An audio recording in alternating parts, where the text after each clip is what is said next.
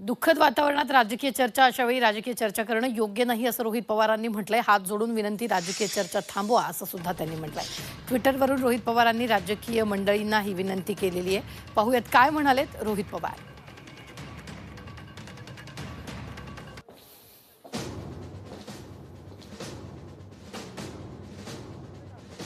आज दादाच आपल्यात नाहीये. त्यांचं जाणंही आपल्या सर्वांवरच आभाळ कोसळल्यासारखं आहे.